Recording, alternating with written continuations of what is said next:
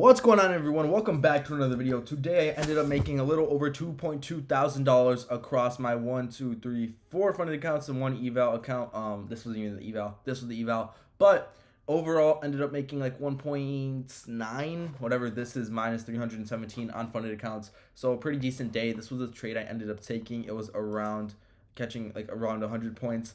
And this was a very late trade to my typical standard. I usually like to trade between 8:30 to like 9:30 central. This was at all the way at 10:50 central, so very late trade, but this was too good of a trade for me to pass up on. Literally, I couldn't like say no. So again, I also took this break even trade, so I'm gonna go over that too. But again, starting out, scaling out on the higher time frames, what do we see? Well, coming into the day, I was really looking bullish because again, we had dumped Asia, pumped London, and then we opened at right here. Okay, so we opened right here, and as you guys can see, literally 8:30, we absolutely, I'm not gonna say that, but for TikTok or for YouTube purposes, but we do absolutely just dump. Actually insane. We dump over like I don't even know how many points, but yeah, almost 300 point move down. I think it even was 300 point move down. But yeah, which kind of like set me off because I was looking bullish and I was really looking to manipulate into some of these right, we had a bunch of low resistance liquidity, some 15-minute gaps, but we inversed all of them, and I was like, this is very weird. Like, if we're going to be, if my bias is going to be bullish, I'm going to want to see some type of respection. And the last thing that we had was this London low. Okay, this London low is important because we also did have a SMT from the London low to with this low right here on NQ, whereas on MES, if we were to take a look, right, we never even swept this low. I had a projected short, never ended up taking. But again, as you guys can see, right, this low is nowhere near getting filled on ES. Okay, that was a very good indicator. However, I still didn't like it because we had already literally pumped down a lot, and we had a 30-minute gap here, later formed a 1-hour gap, and it's not ideal to be taking longs in a bearish gap. It's not ideal to take shorts in a bullish gap, right? Vice versa. So what I really looked for was just something that was really obvious, something that was really clean. We also did end up tapping this new day opening gap right here. As you guys can see, this is right 350, about it open, and then this is the open, so we kind of formed this gap right here. It's not even a gap, I don't know, but as you guys can see, right, just like a black candle to the downside. So I guess it's not even a gap, it's just like a bearish or value gap. I don't even know. But again, we tap into it, we take it off to 50%, and it really doesn't mean a lot. But when you see this type of reaction, it shows you that, right, we're gonna be reversing off. Ideally, I wanted to see shorts off of this 5-minute. If we could have got something like this where we tap in and then take shorts down to some lower levels, I would have been okay with that too, because we had this low here and then these lows here.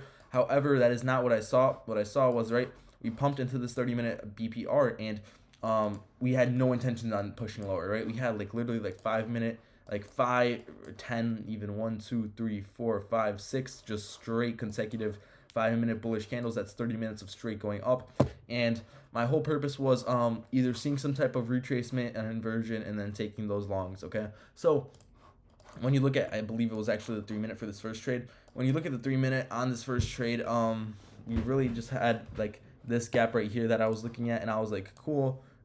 We have this gap right here. I really want to see us flush to not even this 3-minute gap, but I believe we had a 15-minute above us.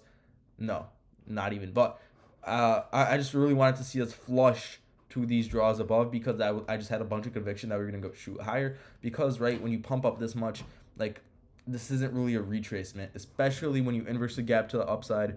Also, you could make the argument that, well, why didn't you take this long right here? This is a terrible long. Why? Because we had already inversed everything. We don't have enough low resistance liquidity on the left side of our chart, as you guys can see right here. This, I'm not considering this low resistance liquidity right here. Okay. Also, we have London lows right below us. ES is looking to push down. This was not a good trade. If you took this trade, not an ideal long. Okay. But regardless, that has nothing to do with what I was talking about. We entered the 3-minute, and I just really wanted to see this move up. But by that time that happened, by the time I was in the trade, I realized we had a 15-minute gap at my stop loss. And I'm like, shoot, this isn't good. We had also tapped into this 5-minute right here. Wrong thing. I apologize. We had also tapped into this 5-minute gap right here, as you guys can see where my wick is. Here, I can just delete it. This is where the wick was.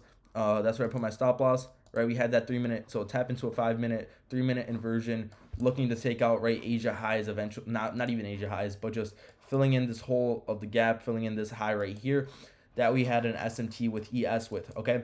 After that, I noticed that we had that 15-minute gap, and I'm like, shoot, I don't really want to be in this trade. I don't want to be in this trade. But I also didn't want to be a losing trade. That is one of the things I have to work on. That is the mistake, right? Because it was like, I was literally down like 20 bucks, and I was like, I don't want to have a red day because I didn't think I was going to take another trade. And it could have really ended up costing me. But we came back to my break even. I closed. This would have been my break even regardless, right? Like this intermediate high that we formed. Ended up would have hit, but again, as you guys can see, if I did have my stop loss here and I didn't go break even, would have got stopped out. However, that 15-minute gap I was talking about, we fill it in very nicely, right? What do we see? Fill it in. I'm looking for the highest time frame inversion, 5-minute, boom, beautiful.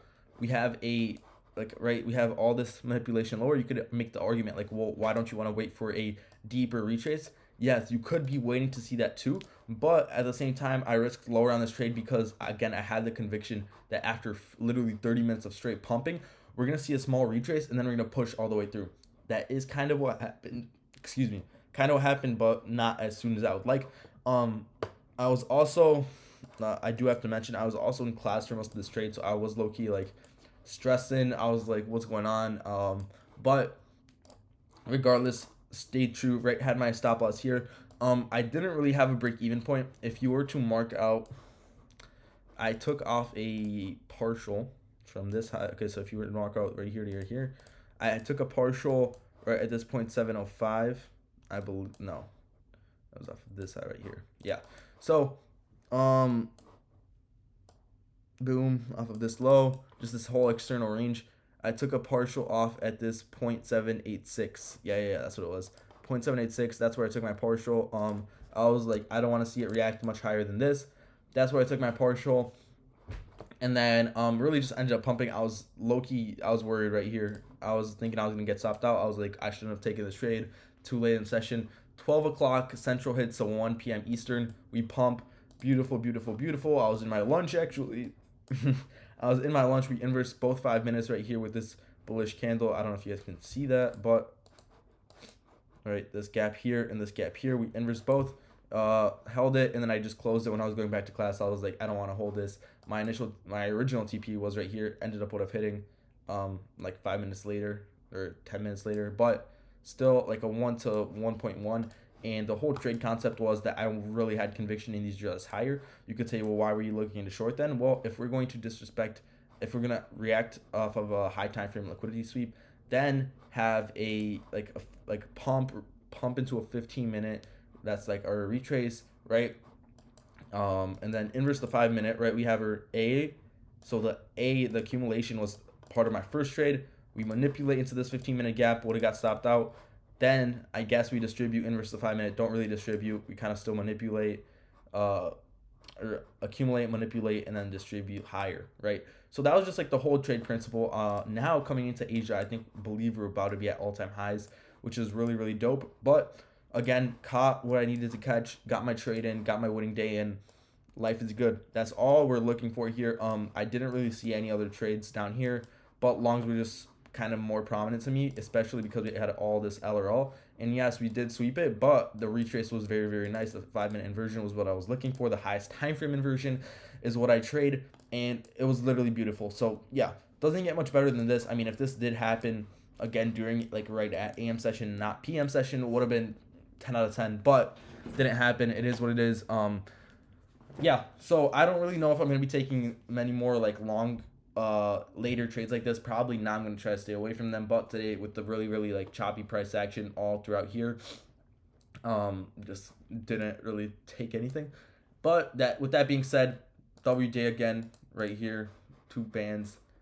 I'm cut it out, but you guys get the point. WJ, make sure you like and subscribe, join the free Discord, comment, like, subscribe, follow the TikTok, follow the Instagram, and I'll catch y'all boys in the next one.